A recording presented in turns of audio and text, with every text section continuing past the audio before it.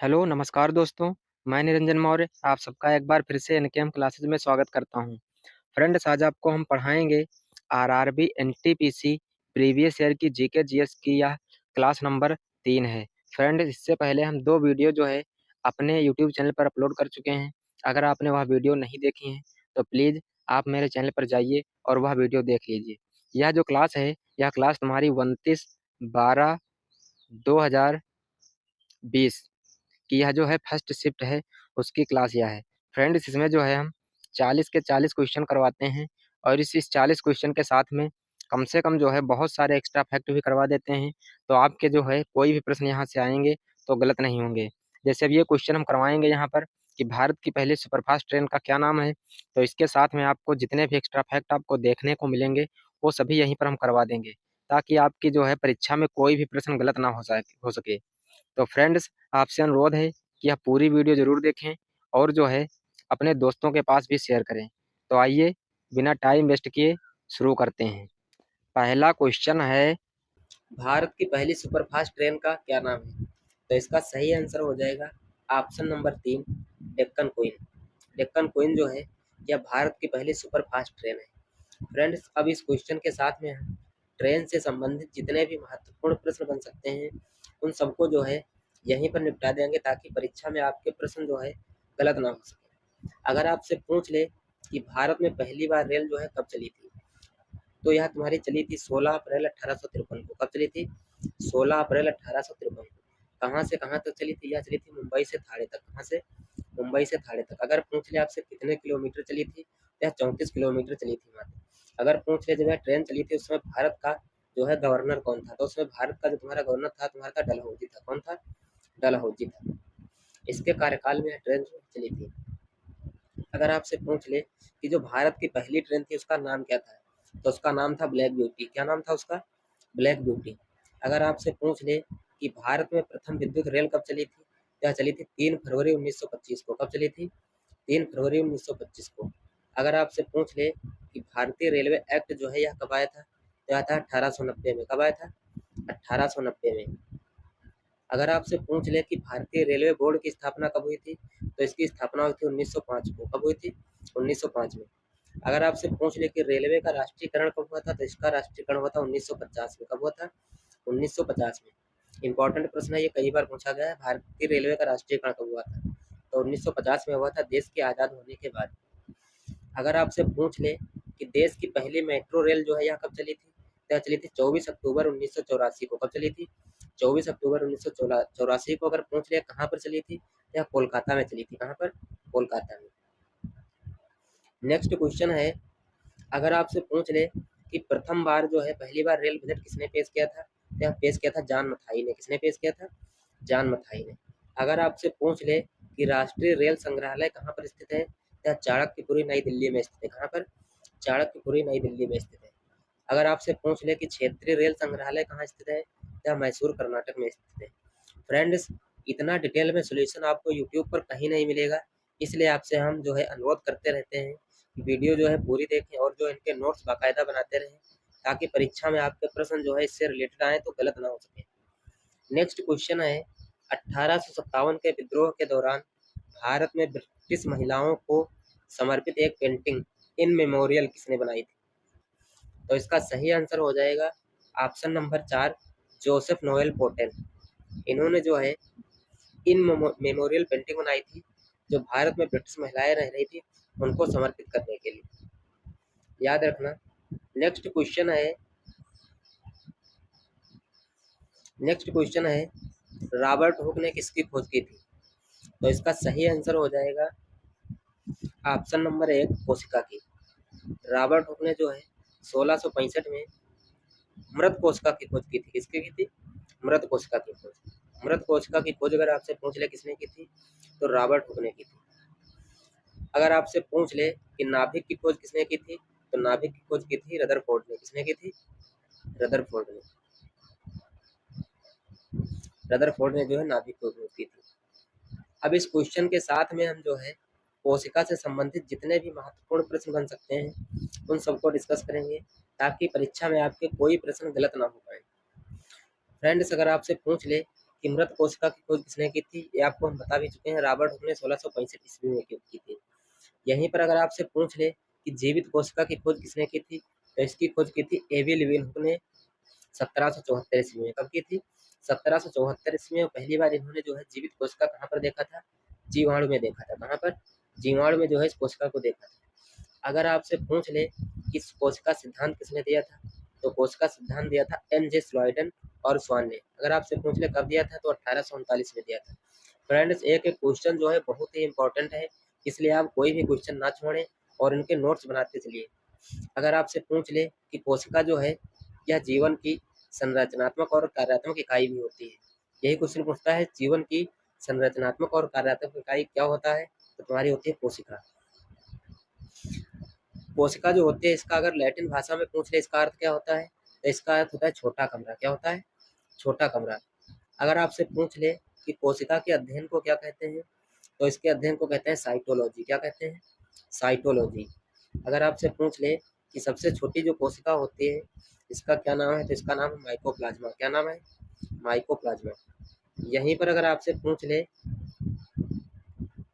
कि सबसे बड़ी मानव शरीर की सबसे बड़ी अगर कोशिका पूछ ले, तो तुम्हारा हो जाएगा शुतुरमुर्ग का अंडा। क्या हो जाएगा?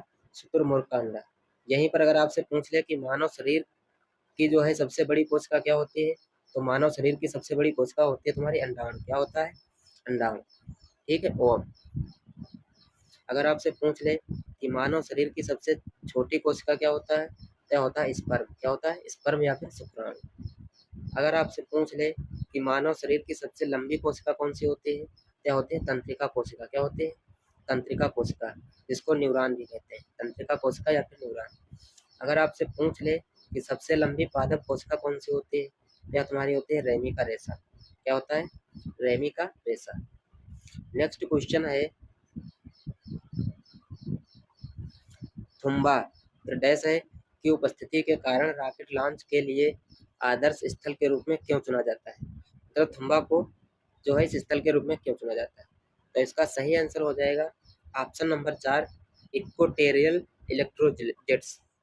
इस कारण जो है इसको चुना जाता है रॉकेट के लिए, क्योंकि इसको दूसरा कारण एक ये भी है क्योंकि जो चुंबकीय भूमध्य रेखा जो है भूमध्य रेखा उसके जो है स्थान करीब भी है, इसीलिए भी इसको चुना जाता है। क्वेश्चन है भारत का संविधान दिवस कब मनाया जाता है, तो इसका सही आंसर हो जाएगा ऑप्शन नंबर 1, 26 नवंबर को। कब मनाया जाता है? 26 नवंबर को। अब इस क्वेश्चन के साथ में कुछ महत्वपूर्ण दिवस हैं, उनका निपटारा हम यहीं पर करेंगे ताकि आपको जो है सभी दिवस जो है रिवीजन हो जाए और याद भी हो जाए। तो देखते हैं, अगर आपसे पूछ ले कि संविधान दिवस या फिर राष्ट्रीय दुग्ध दिवस, ये दोनों दिवस जो है 26 नवंबर को मनाए जाते हैं। याद रखना, वेरी वेरी इंपॉर्टेंट क्वेश्चन है, परीक्षा में पूछा जा चुका है तो आगे भी पूछा जाएगा।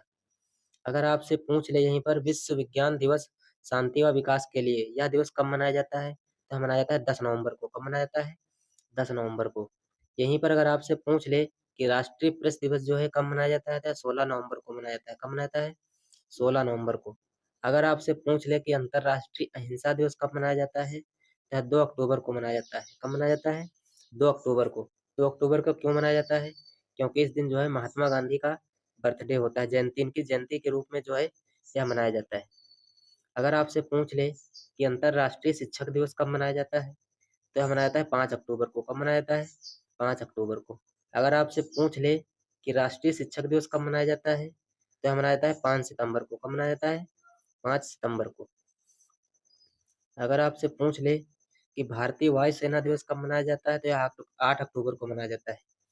कब मनाया जाता है? 8 अक्टूबर को।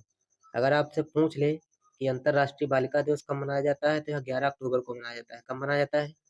11 अक्टूबर को।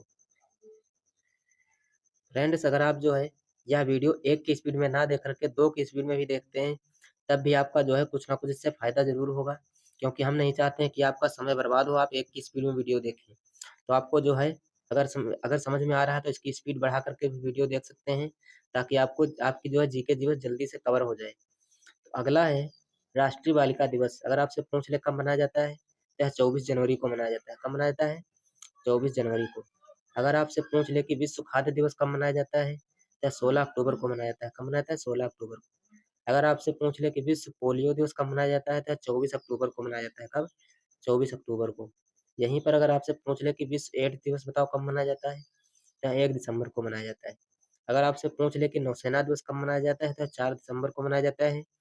और विश्व मृदा दिवस अगर पूछ ले तो 5 दिसंबर को मनाया जाता है। यहीं पर अगर आपसे पूछ ले कि मानव अधिकार दिवस कब मनाया जाता है, तो यह 10 दिसंबर को मनाया जाता है। कब मनाया जाता है? 10 दिसंबर को। नेक्स्ट है, अगर आपसे पूछ ले कि राष्ट्रीय ऊर्जा संरक्षण दिवस कब मनाया जाता है, तो यह 14 दिसंबर को मनाया जाता है। कब मनाया जाता है? 14 दिसंबर को। अगर आपसे पूछ ले कि राष्ट्रीय किसान दिवस कब मनाया जाता है, तो यह 23 दिसंबर को मनाया जाता है। कब मनाया जाता है? 23 दिसंबर को। यहीं पर अगर आपसे पूछ ले कि अंतर्राष्ट्रीय योग दिवस कब मनाया जाता है, तो यह मनाया जाता है 21 जून को। कब मनाया जाता है? 21 जून को। नेक्स्ट क्वेश्चन है, चूने के पानी का रासायनिक सूत्र क्या है? तो इसका सही आंसर हो जाएगा option number 3, calcium hydroxide, CaOH का वोल्टाइज। ये जो है चूने के पानी का रासायनिक सूत्र है। इसका दूसरा नाम होता है बुझा हुआ चूना। क्या होता है? इसको बुझा हुआ चूना भी कहते हैं। इसको बुझा हुआ चूना भी कहते हैं। फ्रेंड्स, अगर ये आपसे पूछ ले कि CaOH जो है या तुम्हारा जो सूत्र का है तो यह कैल्शियम हाइड्रोक्साइड का हो जाता, लेकिन यहाँ पर अगर OH का वोल्टाइज लगता तो हो जाता। ये जो है कैल्शियम क्लोराइड का सूत्र है। ये तुम्हारा जो है संगमरमर का सूत्र है। किसका है? संगमरमर का सूत्र है। संगमरमर का सूत्र है। इसी को जो है कैल्शियम कार्बोनेट भी कहते हैं। इसी को खड़िया भी कहते हैं। क्या कहते हैं इसी को? इसी को तुम्हारा खड़िया भी कहते हैं। इसी को लाइम स्टोन भी कहते हैं। क्या कहते हैं? इसी को लाइम स्टोन भी कहते हैं, क्योंकि इसके बहुत सारे नाम होते हैं। अब इस क्वेश्चन के साथ में हम कुछ प्रमुख जो है रासायनिक सूत्र का डिस्कस करेंगे। तो आइए देखते हैं। अगर आपसे पूछ ले कि एसिटिक अम्ल का सूत्र क्या होता है, तो इसका सूत्र होता है CH3COOH। ये तुम्हारा एसिटिक अम्ल का सूत्र होता है। इसी को सिरका भी कहते हैं। क्या कहते हैं? सिरका। इसी को विनेगर या सिरका भी कहते हैं। अगर आपसे पूछ ले कि सल्फ्यूरिक अम्ल का सूत्र बताओ, तो उसका सूत्र होता है H2SO4। क्या होता है? H2SO4। यहीं पर अगर आपसे पूछ ले कि ऑक्जेलिक अम्ल का सूत्र क्या होता है, तो इसका सूत्र होता है C2H2O4। ये होता है ऑक्जेलिक अम्ल का। इसका होता है ऑक्जेलिक अम्ल का सूत्र होता है। ये जो है हमारा टमाटर और बैंगन, इनके बीज में जो है ये तुम्हारा ऑक्जेलिक अम्ल पाया जाता है। अगर आपसे पूछ ले कि हाइड्रोलिक अम्ल का सूत्र बताओ क्या होता है, तो इसका सूत्र होता है HCl। क्या होता है? HCl। अगर आपसे पूछ ले कि टार्टरिक अम्ल का सूत्र बताओ क्या होता है, तो इसका सूत्र होता है C4H6O6। ये होता है टार्टरिक अम्ल का सूत्र। इमली जो तुम्हारी होती है, इमली, इसमें तुम्हारा कौन सा अम्ल पाया जाता है? इसी में तुम्हारा जो है टार्टरिक अम्ल पाया जाता है, याद रखना। ये तो लैक्टिक अम्ल होता है, इसका सूत्र क्या होता है? इसका सूत्र होता है C3H6O3। अगर आपसे पूछ ले कि जो मिल्क होता है, मिल्क, इसमें कौन सा अम्ल पाया जाता है? इसी में तुम्हारा लैक्टिक अम्ल पाया जाता है। अगर आपसे पूछ ले कि नाइट्रिक अम्ल का सूत्र बताओ, तो ये तुम्हारा होता है HNO3। क्या होता है? HNO3 जो होता है तुम्हारा नाइट्रिक अम्ल का सूत्र होता है। अगर आपसे पूछ ले कि फार्मिक अम्ल का सूत्र बताओ, तो इसका सूत्र होता है HCOOH। क्या होता है? HCOOH। ये फार्मिक अम्ल का सूत्र होता है। इसी का दूसरा नाम होता है मेथेनोइक अम्ल। क्या होता है? इसी का दूसरा तुम्हारा नाम होता है मेथेनोइक अम्ल। मेथेनोइक अम्ल। जो चींटियां तुम्हारी होते हैं, तुम्हारा डंक मारते हैं या काटते हैं, तो वही तुम्हारे अंदर छोड़ देते हैं मेथेनोइक अम्ल। इसीलिए तुम्हारे जो है थोड़ा थोड़ा जलन होने लगती है। यहीं पर अगर आपसे पूछ ले कि जिप्सम का सूत्र बताओ, जिप्सम, तो इसका सूत्र होता है CaSO4 इंटू हाफ H2O। क्या होता है? CaSO4 into half H2O। ये तुम्हारा जिप्सम का सूत्र होता है। अगर आपसे पूछ ले कि धोने के सोडे का सूत्र बताओ, सोडियम कार्बोनेट, इसका दूसरा नाम होता है, तो होता है Na2CO3। क्या होता है? Na2CO3। यहीं पर अगर आपसे पूछ ले खाने के सोडे का सूत्र बताओ, ये धोने वाला सोडा हो गया, खाने वाला सोडा होता है खाने के सोडा, खाने का सोडा, तो उसका सूत्र होता है तुम्हारा NaHCO3। क्या होता है? NaHCO3, सोडियम बाई कार्बोनेट इसको कहते हैं। अगर आपसे पूछ ले कि शुष्क बर्फ का सूत्र होता है, तो शुष्क बर्फ का सूत्र होता है तुम्हारा CO2, कार्बन डाइऑक्साइड। इसी को कहते हैं carbon dioxide, CO2। Next question है, इनमें से भारत के किस वायसराय ने निर्वाचित स्थानीय सरकारी निकायों के सृजन की पहल की थी? तो इसका सही आंसर हो जाएगा option number 2, Ripon, Lord Ripon. इन्होंने जो है निर्वाचित स्थानीय सरकारी निकायों के सृजन की पहल की। पहला क्वेश्चन है, भारत का पहला सुपर कंप्यूटर कौन सा है?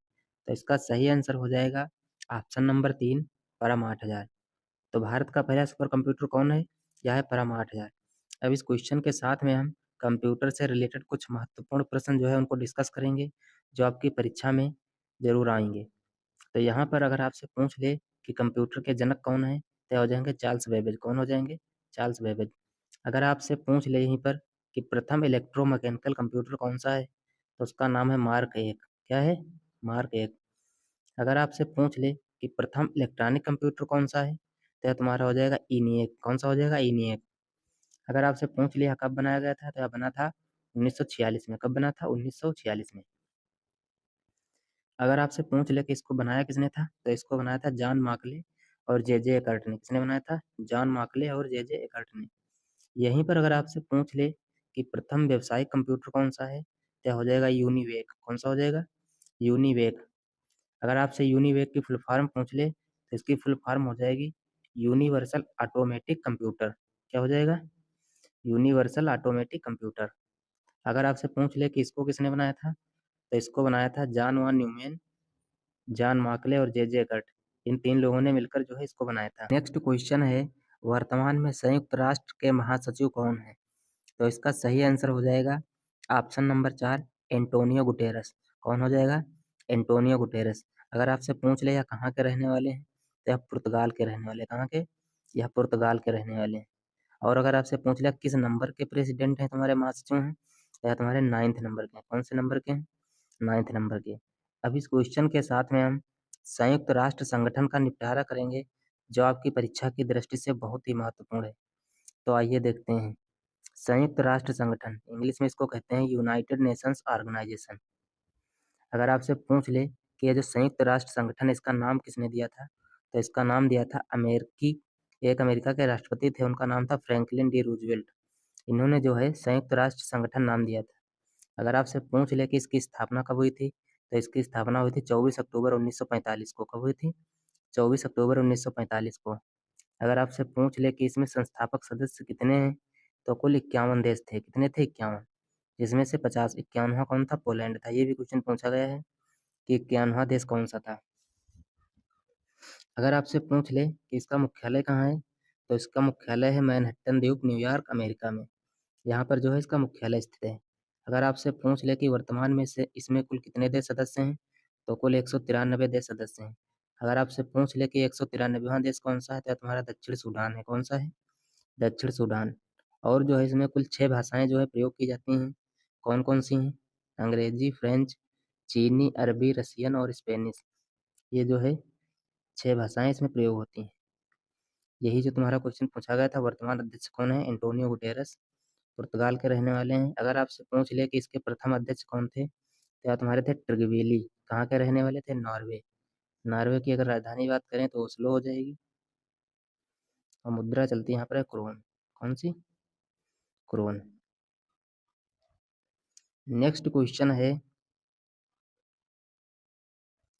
इनमें से कौन सी भारत की सबसे ऊंची चोटी है? तो इसका सही आंसर हो जाएगा ऑप्शन नंबर 1 कंचनजंगा। कंचनजंगा जो है यह भारत की सबसे ऊंची चोटी है। फ्रेंड्स, अब इस क्वेश्चन के साथ में हम कुछ प्रमुख चोटियां जो है इनको डिस्कस करेंगे। तो आइए देखते हैं। यह जो कंचनजंगा है भारत की सबसे ऊंची चोटी है, और इसकी अगर कुल लंबाई की बात करें तो 8586 मीटर है। कितनी है? 8586 मीटर। और यह जो चोटी है विश्व में ऊंचाई में तीसरे स्थान पर आती है। किस स्थान पर? तीसरे स्थान पर। अगर आपसे पूछ ले कि विश्व की सबसे ऊंची चोटी कौन सी है, तो यह तुम्हारी है माउंट एवरेस्ट। कौन सी है? Mount Everest. इसकी अगर कुल ऊंचाई आपसे पूछ ले, तो इसकी कुल ऊंचाई हो जाएगी 8848.86 मीटर। ये इसकी जो है कुल ऊंचाई हो जाएगी। यहीं पर अगर आपसे पूछ ले कि विश्व में सेकंड स्थान पे जो है दूसरी सबसे ऊंची चोटी कौन सी है, यह तुम्हारी हो जाएगी गाडविन ऑस्टिन केटू। कौन सी? गाडविन ऑस्टिन केटू। ये हो जाएगी। अगर इसकी कुल ऊंचाई ऊंचाई पूछ ले आपसे, तो यह हो जाएगी 8611 मीटर। कितनी हो जाएगी? 8611 मीटर। और यह जो चोटी है भारत पाकिस्तान की सीमा पर स्थित है। ये भी याद रखना। नेक्स्ट क्वेश्चन है, किस देश में सबसे सफल सहकारी कृषि है? तो इसका सही आंसर हो जाएगा ऑप्शन नंबर 2 डेनमार्क। क्या हो जाएगा? डेनमार्क। इसका जो है डेनमार्क सही आंसर हो जाएगा। फ्रेंड्स, अगर आपसे पूछ ले कि जो फिनलैंड है इसकी राजधानी और मुद्रा क्या है, तो इसकी राजधानी हो जाएगी हेलसिंकी। क्या हो जाएगा? हेलसिंकी। और मुद्रा यहाँ पर चलती है यूरो। क्या चलती है? यूरो। डेनमार्क की राजधानी हो जाएगा कोपेनहेगन।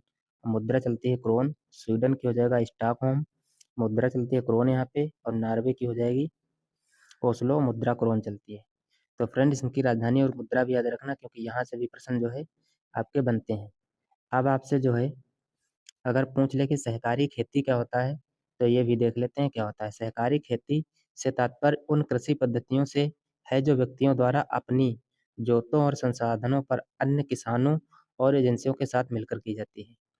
सहकारी खेती का सिर्फ इतना सा मतलब है, जो भी किसान खेती करते हैं, ठीक है, तो जो अपने साधन है दूसरों से किसानों पर भी निर्भर रहते हैं और एजेंसियों पर भी निर्भर रहते हैं। इन सबसे जो है मिलकर खेती की जाती है, उसी को कहते हैं सहकारी खेती। नेक्स्ट क्वेश्चन है, किस अफ्रीकी देश ने विश्व मलेरिया दिवस के अवसर पर बच्चों को रोग से प्रभाव से मुक्त करने के लिए हेतु अपना पहला मलेरिया वैक्सीन लॉन्च किया? तो इसका सही आंसर हो जाएगा ऑप्शन नंबर 3, मलावी। क्या हो जाएगा? मलावी। मलावी जो है इसने जो है अपना पहला मलेरिया वैक्सीन लॉन्च किया था। अब आपसे अगर पूछ ले कि विश्व मलेरिया दिवस कब मनाया जाता है, तो मनाया जाता है 25 अप्रैल को। कब मनाया जाता है? 25 अप्रैल को। यहीं पर अगर आपसे पूछ ले कि इसकी थीम क्या है, तो इसकी थीम है अधिक समतापूर्ण विश्व के लिए मलेरिया के विरुद्ध लड़ाई में तेजी लाना। ये जो है इस वर्ष की थीम है। अगर आपसे पूछ ले कि पहली बार विश्व मलेरिया दिवस कब मनाया गया था, तो 2008 में मनाया गया था। कब मनाया गया था? 2008 में। फ्रेंड्स अगर आपको यह वीडियो पसंद आ रही है तो अपने फ्रेंडों के पास शेयर करें। और जो है ऐसी चीज़ आपको यूट्यूब पर कहीं पढ़ने को नहीं मिलेगी, क्योंकि ये क्वेश्चन के साथ में आपको एक्स्ट्रा सोल्यूशन जो दिया जाता है, ये बहुत ही महत्वपूर्ण सोल्यूशन है। नेक्स्ट क्वेश्चन है, भारत सरकार ने कौशल विकास कार्यक्रम का क्या नाम है? तो इसका नाम है ऑप्शन नंबर 4 सही हो जाएगा आंसर, प्रधानमंत्री कौशल विकास योजना। क्या हो जाएगा? प्रधानमंत्री कौशल विकास योजना। अब इस क्वेश्चन के साथ में हम प्रधानमंत्री कौशल विकास योजना के बारे में जानेंगे। अगर आपसे पूछ ले कि इसकी शुरुआत कब हुई थी, तो इसकी शुरुआत हुई थी 16 जुलाई 2015 को। कब हुई थी? 16 जुलाई 2015 को। अगर आपसे पूछ ले कि इसका दूसरा नाम क्या है, तो इसका दूसरा नाम है प्रधानमंत्री युवा प्रशिक्षण कार्यक्रम। और इस योजना का मुख्य फोकस जो है 15 से 45 वर्ष के बीच बेरोजगार या फिर स्कूल छोड़ चुके युवाओं पर है। इसी पर इसका जो है फोकस किया गया है। नेक्स्ट क्वेश्चन है, ये जब क्वेश्चन इस बार पूछा गया था 2018 की थीम पूछी गई थी। 2018 की जो है थीम पूछी गई थी, इसको हमने अपडेट करके 2024 कर दिया है। क्वेश्चन है, विश्व पर्यावरण दिवस 2024 की थीम क्या है? तो इसका सही आंसर हो जाएगा ऑप्शन नंबर 1, भूमि बहाली, मरुस्थलीकरण और सूखे से निपटने की क्षमता। ये इसका जो है सही आंसर हो जाएगा। अगर आपसे पूछ ले कि विश्व पर्यावरण दिवस जो है कब से मनाया जाता है, तो 5 जून 1972 को पहली बार मनाया गया था। तब से अब तक जो है लगातार मनाया जाता रहा है। नेक्स्ट क्वेश्चन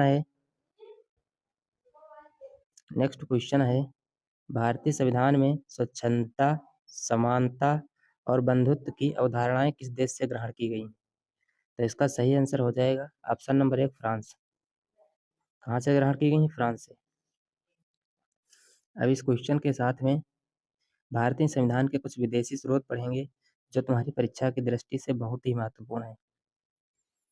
अगर आपसे पूछ ले कि मौलिक अधिकार या वित्तीय आपात जो है ये कहाँ से लिए गए हैं, तो ये अमेरिका से लिए गए हैं। कहाँ से?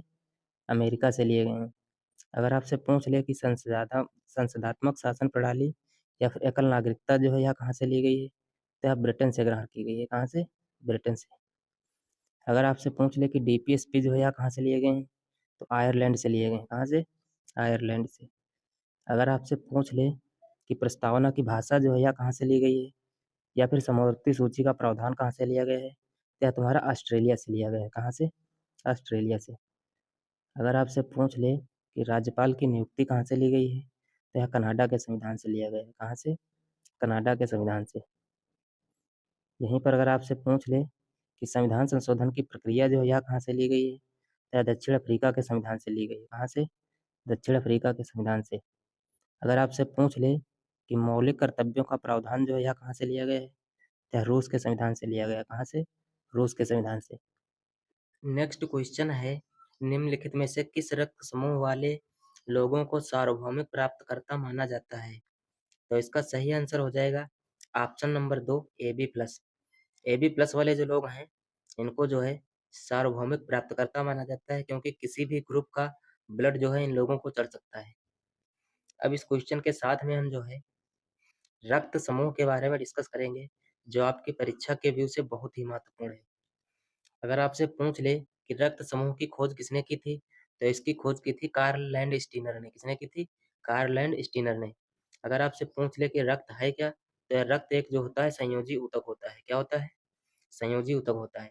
अगर आपसे पूछ ले कि रक्त जो है इसकी उत्पत्ति कहाँ से होती है, तो इसकी उत्पत्ति होती है मेसोडर्म से। कहाँ से होती है? मेसोडर्म से इसकी उत्पत्ति होती है। अगर आपसे पूछ ले कि जो तुम्हारा ओ नेगेटिव है, ओ नेगेटिव इसको क्या कहा जाता है, तो इसको सर्वदाता कहा जाता है। क्या कहा जाता है? सर्वदाता। ओ नेगेटिव को सर्वदाता कहा जाता है क्योंकि इसमें कोई भी एंटीजन नहीं होता है। इसमें कोई भी एंटीजन नहीं होता है, तो इसीलिए इसको कहा जाता है सर्वदाता। यहीं पर अगर आपसे पूछ ले कि AB+ को क्या कहा जाता है, तो इसको कहा जाता है सर्वग्राही, क्योंकि इसमें कोई भी एंटीबॉडी नहीं होती। जब इसमें कोई एंटीबॉडी नहीं होगी, तो इसके जो है किसी भी प्रकार का जो है रक्त चढ़ सकता है। अगर यहीं पर आपसे पूछ ले कि रक्त परिसंचरण तंत्र की खोज किसने की थी, तो इसकी खोज की थी विलियम हार्वे ने। किसने की थी? विलियम हार्वे ने। ये क्वेश्चन और ये क्वेश्चन दोनों अलग अलग हैं, क्योंकि यहाँ पर रक्त समूह की बात हो रही है, यहाँ पर रक्त परिसंचरण तंत्र की बात हो रही है। दोनों आंसर अलग अलग हैं, याद रखना। नेक्स्ट क्वेश्चन है, निम्नलिखित में से कौन सा एक बाघ संरक्षित या फिर टाइगर रिजर्व है? तो इसका सही आंसर हो जाएगा option number 2 Jim Corbett national park. कौन सा हो जाएगा? Jim Corbett national park. अब इस क्वेश्चन के साथ में कुछ प्रमुख नेशनल पार्क के बारे में हम डिस्कस करेंगे, तो आइए देखते हैं। अगर आपसे पूछ ले कि भारत का पहला टाइगर रिजर्व कौन सा है, तो इसका आंसर हो जाएगा जिम कॉर्बेट टाइगर रिजर्व। यही तुम्हारा जो है भारत का पहला टाइगर रिजर्व भी है। अगर आपसे पूछ ले कि इसकी स्थापना जो है कब हुई थी, तो इसकी स्थापना हुई थी 1936 में हैली नेशनल पार्क के रूप में। इस रूप में हुई थी, हैली नेशनल पार्क के रूप में इसकी जो है स्थापना हुई थी 1936 में। 1973 में टाइगर प्रोजेक्ट आया था, उसके तहत इसको जो है टाइगर रिजर्व घोषित कर दिया गया था। अगर आपसे पूछ ले इसको टाइगर रिजर्व कब घोषित किया गया था, तो 1973 में टाइगर प्रोजेक्ट के तहत। वर्तमान में अगर इसका नाम पूछ ले, जो तुम्हारा भी नाम बदला गया है इसका 2022-23 में, तो इसका नाम हो गया रामगंगा नेशनल पार्क। क्या हो गया है? Ramganga national park. अगर आपसे पूछ ले कि भारत का सबसे बड़ा टाइगर रिजर्व कौन सा है, तो यह तुम्हारा है Nagarjuna Srisailam tiger reserve. या जो अगर पूछ ले कहाँ पर है, तो तुम्हारा आंध्र प्रदेश में है। कहाँ पर है? आंध्र प्रदेश में। अगर आपसे पूछ ले कि भारत का 55वां टाइगर रिजर्व कौन सा है, तो यह तुम्हारा धौलपुर करौली टाइगर रिजर्व। कौन सा है? धौलपुर करौली टाइगर रिजर्व, यह राजस्थान में स्थित है। इसको भी याद रखना, क्योंकि ये भी तुम्हारा भी नवीनतम टाइगर रिजर्व है। नेक्स्ट क्वेश्चन है, रूर क्षेत्र किस देश का सबसे महत्वपूर्ण औद्योगिक क्षेत्र है? तो इसका सही आंसर हो जाएगा ऑप्शन नंबर 3 जर्मनी। क्या हो जाएगा? जर्मनी। जर्मनी जो है यह रूर क्षेत्र जो है महत्वपूर्ण औद्योगिक क्षेत्र है। अगर आपसे पूछ ले कि रूर क्षेत्र क्या होता है, तो रूर क्षेत्र का मतलब ये होता है कि जहाँ पर खनिज भंडार सबसे ज्यादा मात्रा में पाए जाते हैं। जहाँ पर खनिज भंडार सबसे ज्यादा मात्रा में होते हैं उसको कहते हैं रूर क्षेत्र। याद रखना, जर्मनी जो है रूर क्षेत्र है। नेक्स्ट क्वेश्चन है, निम्नलिखित में से कौन सा वेब ब्राउजर नहीं है?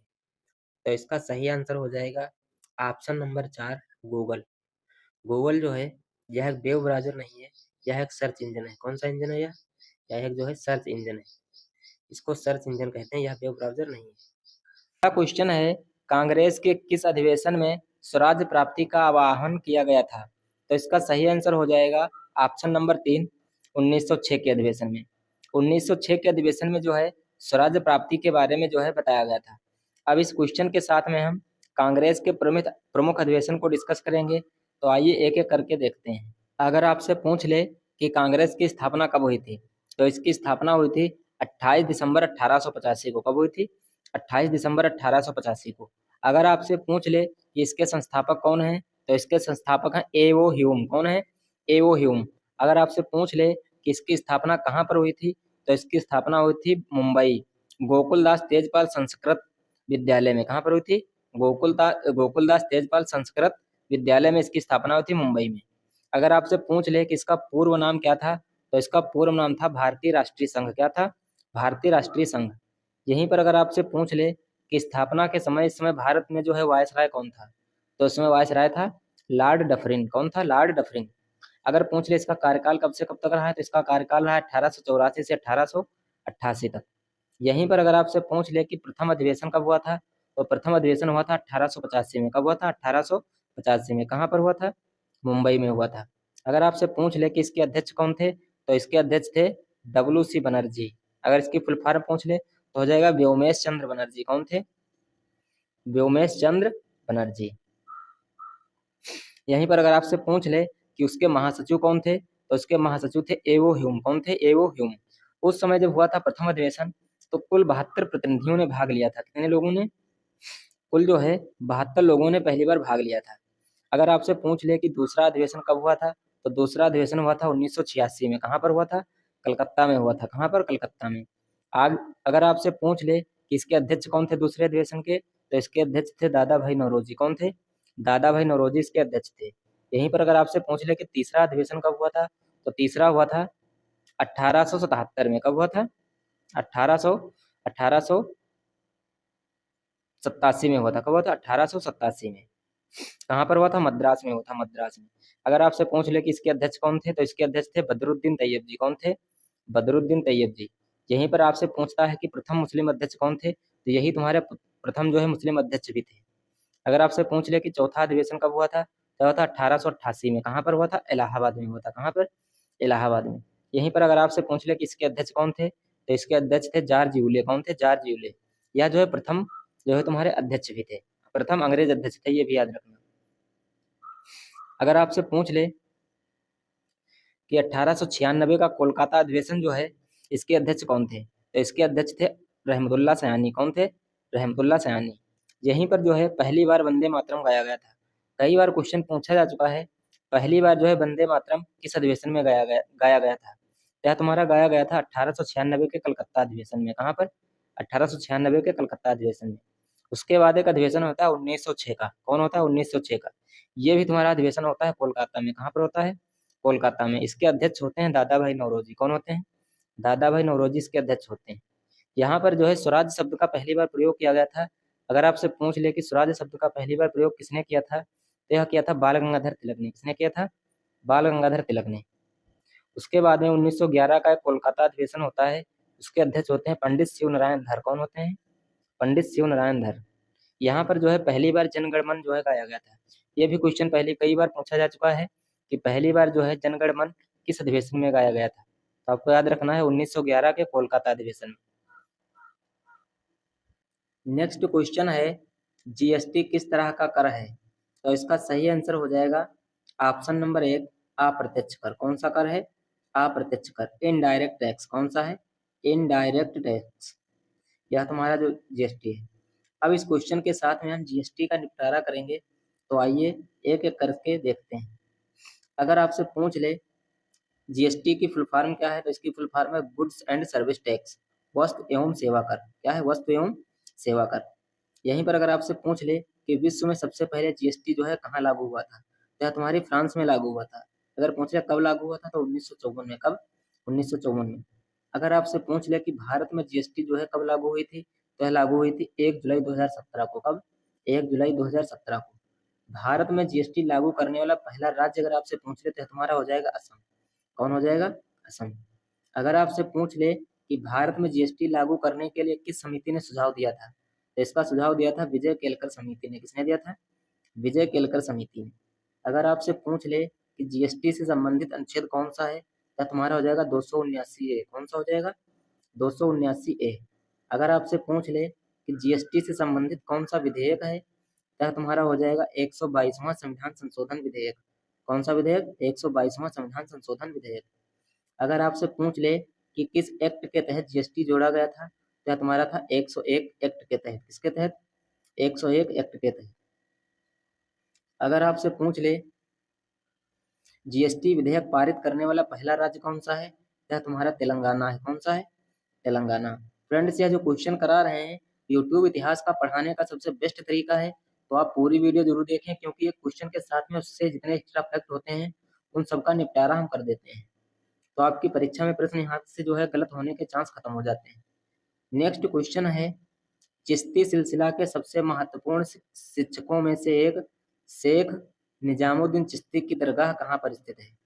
तो इसका सही आंसर हो जाएगा ऑप्शन नंबर 4, अजमेर। कहाँ पर स्थित है? अजमेर में। नेक्स्ट क्वेश्चन है, नेत्र लेंस की अत्यधिक वक्रता या टेढ़ापन होने का क्या कारण बन सकता है? तो इसका सही आंसर हो जाएगा ऑप्शन नंबर 2, निकट दृष्टि दोष। कौन सा दोष? निकट दृष्टि दोष।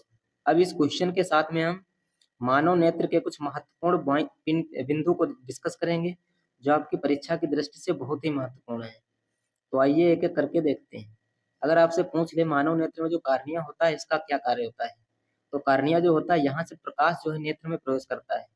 आपसे क्वेश्चन जो है पूछ सकता है कि मानव नेत्र में जो है प्रकाश कहाँ से प्रवेश करता है? तो आपको बताना है कार्निया से। कहाँ से? कार्निया से। यहीं पर अगर आपसे पूछ ले कि जो रेटिना होता है इसका क्या कार्य होता है? तो जो रेटिना होता है यहाँ पर उल्टा और वास्तविक प्रतिबिंब बनता है। आपसे क्वेश्चन पूछ सकता है कि मानव नेत्र में उल्टा और वास्तविक प्रतिबिंब जो है कहाँ पर बनता है? तो रेटिना पर बनता है। कहाँ पर बनता है? रेटिना पर। अगर आपसे पूछ ले कि प्रकाश की मात्रा को कौन नियंत्रित करता है? तो इसको नियंत्रित करता है आइरिस या फिर परितारिका। कौन? आइरिस या फिर परितारिका। अगर आपसे पूछ ले कि मानव नेत्र का निकट बिंदु कितना होता है? यह तुम्हारा होता है 25 सेंटीमीटर। कितना होता है? 25 सेंटीमीटर। अगर आपसे पूछ ले कि दूर बिंदु कितना होता है? यह तुम्हारा अनंत। यानी मानव नेत्र जो है यह अनंत तक स्पष्ट देख सकता है और कम से कम जो है स्पष्ट देखने के लिए आंख से जो है 25 सेंटीमीटर की दूरी जो है होना आवश्यक है। अगर आपसे पूछ ले कि जो निकट दृष्टि दोष होता है जिसको इंग्लिश में मायोपिया कहते हैं, इसके लिए कौन से लेंस का प्रयोग किया जाता है? तो इसको ठीक करने के लिए अवतल लेंस का प्रयोग किया जाता है। किसका? अवतल लेंस का। अगर आपसे पूछ ले कि दूर दृष्टि दोष को ठीक करने के लिए, या फिर इसी को कहते हैं हाइपरमेट्रोपिया, इंग्लिश में क्या कहते हैं? हाइपरमेट्रोपिया। इसको ठीक करने के लिए कौन से लेंस का प्रयोग किया जाता है? तो इसको ठीक करने के लिए उत्तल लेंस का प्रयोग किया जाता है। किसका? उत्तल लेंस का। अगर आपसे पूछ ले कि जरा दृष्टि दोष जो है इसको ठीक करने के लिए कौन से लेंस का प्रयोग किया जाता है? तो इसको ठीक किया जाता है बायोफोकल लेंस का। कौन से लेंस का? बायोफोकल लेंस का। इसी को इंग्लिश में कहते हैं प्रेसबायोपिया। अगर आपसे पूछ ले कि बायोफोकल लेंस की खोज किसने की थी? तो इसकी खोज की थी बेंजामिन फ्रैंकलिन ने। किसने की थी? Benjamin Franklin. याद रखना, बेंजामिन फ्रैंकलिन ने जो है बायोफोकल लेंस की खोज की थी। अगर आपसे पूछ ले कि यह जो है वर्णांधता, कलर ब्लाइंडनेस, यह जो है एक जन्मजात बीमारी होती है, ठीक है, और इसका कोई इलाज नहीं होता है। यह भी याद रखना, क्वेश्चन कई बार पूछा जा सकता है कि वर्णांधता जो है किस प्रकार की बीमारी होती है? यह तुम्हारे जो है जन्मजात बीमारी होती है, जेनेटिक डिसीज होती है। ये भी याद रखना। नेक्स्ट क्वेश्चन है, पित्त रस कहाँ से स्रावित होता है? तो इसका सही आंसर हो जाएगा ऑप्शन नंबर 2, लीवर। कहाँ से स्रावित होता है? लीवर से। अब इस क्वेश्चन के साथ में हम जो है लीवर से कुछ महत्वपूर्ण पॉइंट को डिस्कस करेंगे जो आपकी परीक्षा के लिए बहुत ही महत्वपूर्ण है। अगर आपसे पूछ ले लीवर, इसी को कहते हैं यकृत। क्या कहते हैं? यकृत। या इसी को जिगर भी कहते हैं। क्या कहते हैं? जिगर। ये भी याद रखना, इसको इसी को जिगर भी कहते हैं। यह जो यकृत होता है यह मानव शरीर की सबसे बड़ी आंतरिक ग्रंथि भी होती है। क्वेश्चन कई बार पूछा जा चुका है कि मानव शरीर की सबसे बड़ी आंतरिक ग्रंथि कौन सी होती है? यह तुम्हारा होता है लीवर। कौन सा होता है? लीवर। अगर आपसे पूछ ले कि इसका भार कितना होता है? तो इसका भार जो होता है 1.2 से 1.5 किलोग्राम तक होता है। कितना होता है? 1.2 से 1.5 किलोग्राम तक। अगर आपसे पूछ ले कि इसका कार्य क्या होता है? तो इसका कार्य होता है पित्त रस या फिर बाइल जूस को उत्पादित करना। यह पित्त रस जो है या फिर बाइल जूस को उत्पादित करता है। और जो है भ्रूण अवस्था में तुम्हारा यकृत में जो है आरबीसी का भी निर्माण होता है। क्वेश्चन पूछता है तुम्हारा आरबीसी, भ्रूण अवस्था में आरबीसी का निर्माण कहाँ होता है? यह तुम्हारा यकृत में होता है। कहाँ पर होता है? यकृत में। और यही यकृत में जो है हिपैरिन का निर्माण भी यकृत में होता है, जो रक्त के अंदर खून जो है जमने से रोकता है। ठीक है। और फाइब्रिनोजिन प्रोटीन और प्लस प्रोथाम्बिन प्रोटीन जो होता है इसका भी निर्माण तुम्हारा यकृत में होता है। इसका कार्य होता है रक्त का थक्का जमाना। क्या कार्य होता है? रक्त का थक्का जमाना। अगर आपसे पूछ ले अग्नाशय के बारे में बताओ क्या होता है? तो अग्नाशय या पैंक्रियाज इसी को कहते हैं। यह एक प्रकार की जटिल मिश्रित ग्रंथि होती है। कैसी? जटिल मिश्रित ग्रंथि। क्वेश्चन कई बार पूछा जा चुका है कि जटिल मिश्रित ग्रंथि कौन सी होती है, तो तुम्हारी हो जाएगी अग्नाशय या फिर पैनक्रियाज। यह जो ग्रंथि होती है बहिस्रावी और अंतःस्रावी ऊतक से मिलकर बनी होती है। यह ग्रंथि जो है पाचक एंजाइम प्रोड्यूस करती है, ठीक है, और अग्नाशय की एक बीटा कोशिका द्वारा जो होता है इंसुलिन हार्मोन को स्रावित किया जाता है। क्वेश्चन कई बार पूछा जा चुका है कि इंसुलिन हार्मोन जो है कहाँ से स्रावित होता है, तो अग्नाशय की बीटा कोशिका द्वारा स्रावित किया जाता है। और इंसुलिन हार्मोन की खोज अगर आपसे पूछे किसने की थी, तो इसकी खोज की थी बेंटिंग एवं बेस्ट ने। किसने की थी? बेंटिंग और बेस्ट ने 1921 में की थी। इंसुलिन की कमी के कारण एक रोग हो जाता है, उसका नाम है मधुमेह रोग। कौन सा रोग? मधुमेह रोग। बहुत बार पूछा जा चुका है पेपर में कि इंसुलिन की कमी से कौन सा रोग होता है, तो तुम्हारा होता है मधुमेह रोग। अगर आपसे पूछ ले पित्ताशय, पित्ताशय क्या होता है, या फिर गाल ब्लेडर। पित्तरस जो होता है लीवर के द्वारा निकलता है और इसे पित्ताशय द्वारा संग्रहित किया जाता है।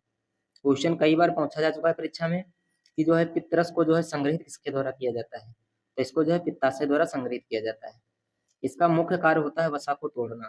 क्या होता है? वसा को तोड़ना। अगला होता है आमाशय या फिर स्टमक।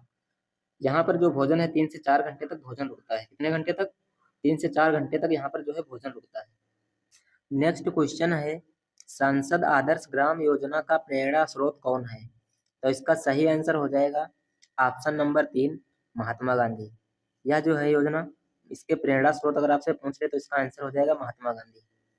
अब जो है अगर आपसे पूछ ले कि यह जो संसद आदर्श ग्राम योजना है इसका शुभारंभ कब हुआ था, तो इसका शुभारंभ हुआ था 11 अक्टूबर 2014 को। और जो है इसका शुभारंभ जयप्रकाश नारायण के जन्मदिन पर श्री प्रधानमंत्री नरेंद्र मोदी ने किया था। यह भी क्वेश्चन पूछा गया है कि इस योजना का शुभारंभ किसके जन्मदिन पर हुआ था, तो इसका शुभारंभ हुआ था जयप्रकाश नारायण के जन्मदिन पर। अगर आपसे पूछ ले इसका कार्य क्या है, तो इसका कार्य है गांव का निर्माण एवं विकास करना। क्या कार्य है? गांव का निर्माण एवं विकास करना। नेक्स्ट क्वेश्चन है HTTP का पूर्ण रूप क्या है, तो इसका सही आंसर हो जाएगा option number 1 hyper text transfer protocol. ये जो है इसका पूर्ण रूप हो जाएगा। फ्रेंड्स पिछली बार जो है हर एक शिफ्ट में कंप्यूटर के 2 से 3 प्रश्न जो है तुम्हारे पूछे गए थे, तो आपको जो है कंप्यूटर भी सही से पढ़ के चलना है। अब इस क्वेश्चन के साथ में कंप्यूटर की जो कुछ फुल फॉर्म है उनको हम डिस्कस करेंगे, तो आइए एक एक करके देखते हैं। अगर आपसे पूछ ले कि USB की फुल फॉर्म क्या होती है, तो इसकी फुल फॉर्म होती है यूनिवर्सल सीरियल बस। क्या होती है? यूनिवर्सल सीरियल बस, यह इसकी फुल फॉर्म होती है। अगर आपसे पूछ ले कि PNG की फुल फॉर्म क्या होती है, तो इसकी फुल फॉर्म होती है पोर्टेबल नेटवर्क ग्राफिक्स। क्या होती है? पोर्टेबल नेटवर्क ग्राफिक्स, यह जो होती है इसकी फुल फॉर्म होती है। अगर आपसे पूछ ले कि PDF की फुल फॉर्म क्या होती है, तो इसकी फुल फॉर्म होती है पोर्टेबल डॉक्यूमेंट फॉर्मेट, या इसकी फुल फॉर्म होती है। यहीं पर अगर आपसे पूछ ले कि वाईफाई की फुल फॉर्म क्या होती है, तो इसकी फुल फॉर्म होती है वायरलेस फिडेलिटी। क्या होती है? वायरलेस फिडेलिटी जो है इसकी फुल फॉर्म होती है। अगर आपसे पूछ ले कि FM की फुल फॉर्म क्या होती है, तो इसकी फुल फॉर्म होती है फ्रीक्वेंसी मॉड्यूलेशन। क्या होती है? Frequency modulation. अगर आपसे पूछ ले कि OMR जो है इसकी फुल फॉर्म क्या होती है, तो इसकी फुल फॉर्म होती है ऑप्टिकल मार्क रीडर। क्या होती है? Optical mark reader. यह जो है, या फिर इसको रिकॉग्नाइजेशन भी कहते हैं। क्या कहते हैं? रिकॉग्नाइजेशन भी कहते हैं। अगर आपसे पूछ ले कि मॉडेम की फुल फॉर्म क्या होती है, तो इसकी फुल फॉर्म होती है मॉड्यूलेटर एंड डीमॉड्यूलेटर। क्या होती है? Modulator and demodulator. अगर आपसे पूछ ले कि JPEG की फुल फॉर्म क्या होती है, तो इसकी फुल फॉर्म होती है ज्वाइंट फोटो एक्सपर्ट ग्रुप। क्या होती है? Joint photo expert group. यहीं पर अगर आपसे पूछ ले कि URL की फुल फॉर्म क्या होती है, तो इसकी फुल फॉर्म होती है यूनिफॉर्म रिसोर्स लोकेटर। क्या होती है? यूनिफॉर्म रिसोर्स लोकेटर, यह इसकी फुल फॉर्म होती है। नेक्स्ट क्वेश्चन है चंद्रयान 2 लॉन्च करने के लिए किस लॉन्च यान का उपयोग किया गया था, तो इसका सही आंसर हो जाएगा option number 1 GSLV MK3 M1। इस रॉकेट का जो है चंद्रयान 2 को लॉन्च करने के लिए उपयोग किया गया था। अब इस क्वेश्चन के साथ में भारत के कुछ प्रमुख जो मिशन हैं उन सबको हम डिस्कस करेंगे, ताकि आपकी परीक्षा में कोई भी प्रश्न यहाँ से गलत ना हो पाए। अगर आपसे पूछ ले कि MOM इसको कहते हैं मार्स ऑर्बिटल मिशन, इसी को कहते हैं मंगलयान मिशन भी इसी को कहते हैं। अगर आपसे पूछ ले कि यह कब लॉन्च हुआ था, तो यह लॉन्च हुआ था 5 नवंबर 2011 को। कब लॉन्च हुआ था? 5 नवंबर 2011 को। यहीं पर अगर आपसे पूछ ले कि इसका रॉकेट जो है किस रॉकेट से लॉन्च हुआ था, तो यह लॉन्च हुआ था PSLV XLC-25 से। इससे PSLV XLC-25 से। और आपको यह भी याद रखना है कि मंगलयान पर पहुंचने वाला भारत जो है चौथा देश है, और प्रथम प्रयास में पहली बार पहुंचने वाला प्रथम देश है। अगर आपसे पूछ ले कि चंद्रयान जो है यह कब लॉन्च हुआ था, तो यह लॉन्च हुआ था 22 अक्टूबर 2008 को। कब लॉन्च हुआ था? 22 अक्टूबर 2008 को। अगर आपसे पूछ ले कि किस रॉकेट से लॉन्च हुआ था, तो यह लॉन्च हुआ था PSLV C-11 से। किससे? PSLV C-11 से। अगर आपसे पूछ ले कि PSLV की फुल फॉर्म क्या है, तो इसकी फुल फॉर्म है पोलर सैटेलाइट लॉन्च व्हीकल। ये इसकी फुल फॉर्म हो जाएगी। अगर आपसे पूछ ले कि चंद्रयान 2 जो है यह कब लॉन्च हुआ था, तो यह लॉन्च हुआ था 22 जुलाई 2019 को। कब लॉन्च हुआ था? 22 जुलाई 2019 को। अगर आपसे पूछ ले कि किस रॉकेट से लॉन्च हुआ था, तो उसका नाम था GSLV MK3। इसी को कहते हैं बाहुबली रॉकेट। क्या कहते हैं? इसी को बाहुबली रॉकेट भी कहते हैं। अगर आपसे पूछ ले कि GSLV की फुल फॉर्म क्या है, तो इसकी फुल फॉर्म है जियो सिंक्रोनस सैटेलाइट लॉन्च व्हीकल। ये इसकी फुल फॉर्म हो जाएगी। और यह जो है तुम्हारा फेल हो गया था, क्योंकि लास्ट के जो 15 सेकंड थे, 15 सेकंड इसी में जो है यह फेल हो गया था तुम्हारा। अगर आपसे पूछ ले कि चंद्रयान 3 जो है यह कब लॉन्च हुआ था, तो लॉन्च हुआ था 14 जुलाई 2023 को। कब लॉन्च हुआ था? 14 जुलाई 2023 को। अगर आपसे पूछ ले कि किस रॉकेट से लॉन्च हुआ था, तो उसका रॉकेट का नाम था LVM-3M4। ये जो है रॉकेट का नाम था। इसका उद्देश्य था चंद्रमा की सतह पर रासायनिक एवं खनिज संरचना का पता लगाना। यह जो है इसका मुख्य उद्देश्य था। अगला है मिशन आदित्य। इसी को कहते हैं L1 या इसी को कहते हैं सूर्ययान। क्या कहते हैं? सूर्ययान। अगर आपसे पूछ ले कि यह कब लॉन्च हुआ था, तो लॉन्च हुआ था 2 सितंबर 2023 को। कब लॉन्च हुआ था? 2 सितंबर 2023 को। अगर आपसे पूछ ले कि किस रॉकेट से लॉन्च हुआ था, तो उसका नाम था PSLV C-57। किससे लॉन्च हुआ था? PSLV C-57 से जो है यह तुम्हारा लॉन्च हुआ था। इसका जो है रॉकेट लॉन्चिंग का नाम भी याद रखना। नेक्स्ट क्वेश्चन है, किस प्रसिद्ध लेखिका ने माधवीकुट्टी उपनाम का इस्तेमाल किया था? तो इसका सही आंसर हो जाएगा ऑप्शन नंबर 4, कमला दास। क्या हो जाएगा? कमला दास। नेक्स्ट क्वेश्चन है,